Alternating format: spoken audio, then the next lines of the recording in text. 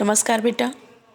इससे पहले की वीडियो में हमने सुमित्रा नंदन पंत जी की रचना पर्वत प्रदेश में पावस की कुछ पंक्तियाँ आपको पढ़ाई थी और ये अगले पद्य खंड को देखिए।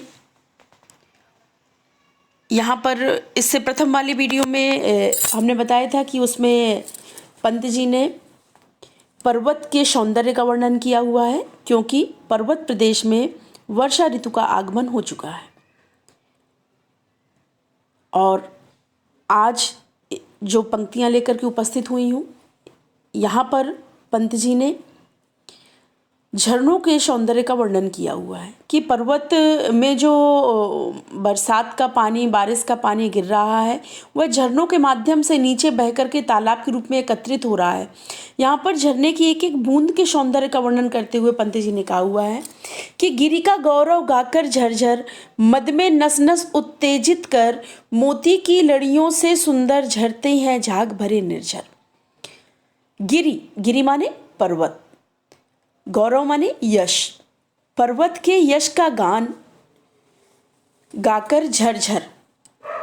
कहते हैं कि पर्वत से जो झरने गिर रहे हैं, झरने जो हैं वो झरझर करके बह रहे हैं, उसमें एक ध्वनि उत्पन्न हो रही है और वह आवाज़ ऐसा लग रहा है जैसे मानो वह पर्वत की यश गाथा का गान कर रही हूँ।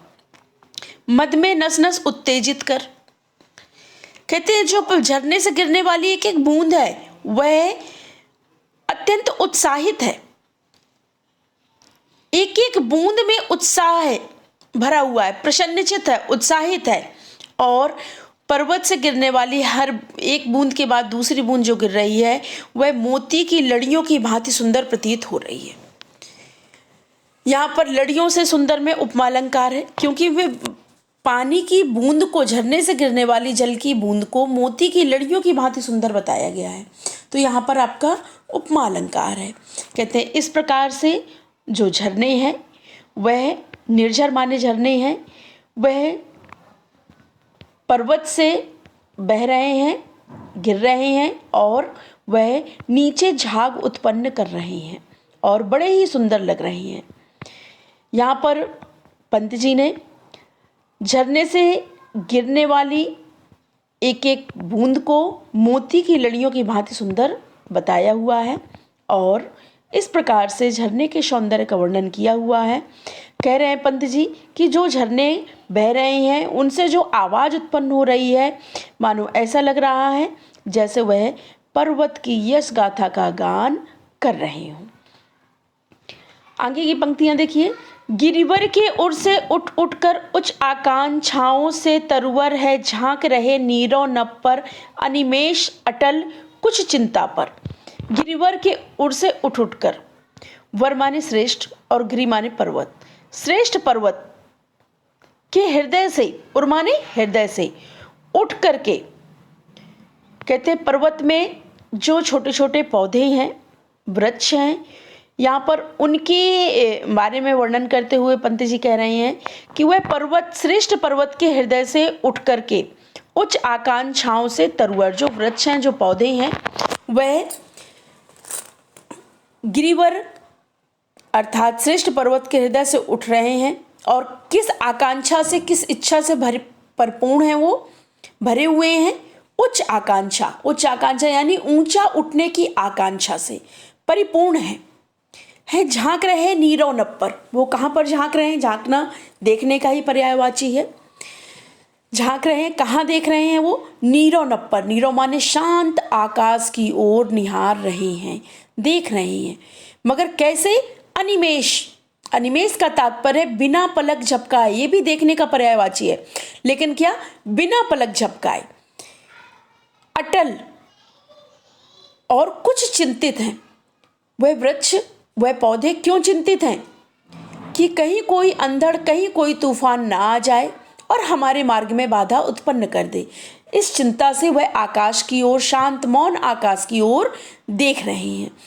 यहाँ पर पंत जी ने इस वृक्ष के माध्यम से, इन पौधों के माध्यम से एक संदेश दिया हुआ है कि मनुष्य को अपना लक्ष्य निर्धारित करना चाहिए और उसकी प्राप्ति के लिए अग्रसर होना चाहिए। मार्ग में अनेक बाधाएं आती हैं, लेकिन हमें बाधाओं से कभी विचलित नहीं होना चाहिए।